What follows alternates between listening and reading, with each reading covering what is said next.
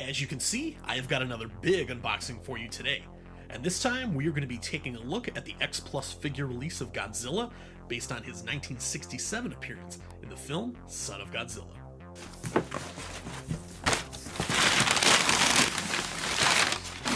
Before we get into this, here's a quick look at the box. Very standard for an X Plus box. We have got an image of the figure on the front, Godzilla labeled on the bottom, along with 1967 when Son of Godzilla was released. Nothing on the top, the sides, or the bottom, or the back.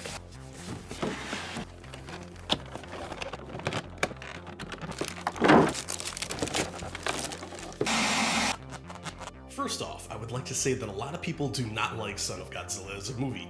Personally, I'm not one of those people.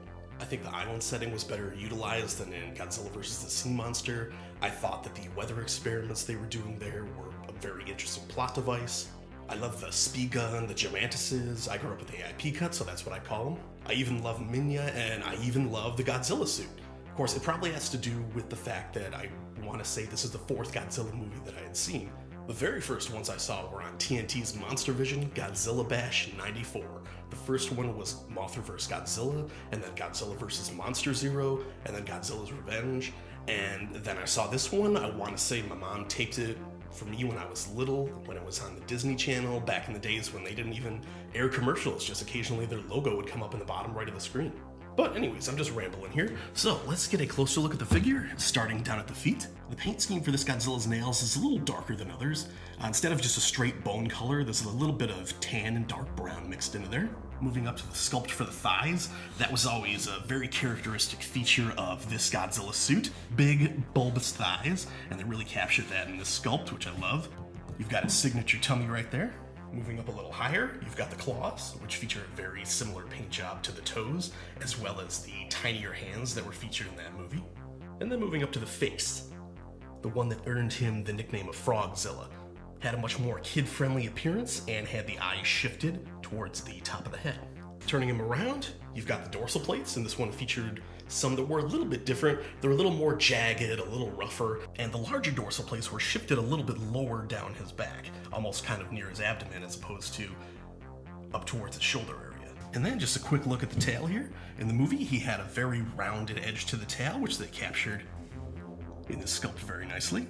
And I want to say, the entire figure is very textured and very large. This one measures in at about 13 inches tall. So compared to a lot of other X Plus releases, especially the Yuji Sakai releases, this one is a really mammoth figure. This one is taller than most every other 30 centimeter scale figure of Godzilla that I have in my collection. I do have the large scale Monster Series release of the Kamacuras, and I just wanted to bring that in really quick to show you the size difference in these two. Obviously they don't really scale up nicely, but they do look good next to each other when they're sitting on a shelf.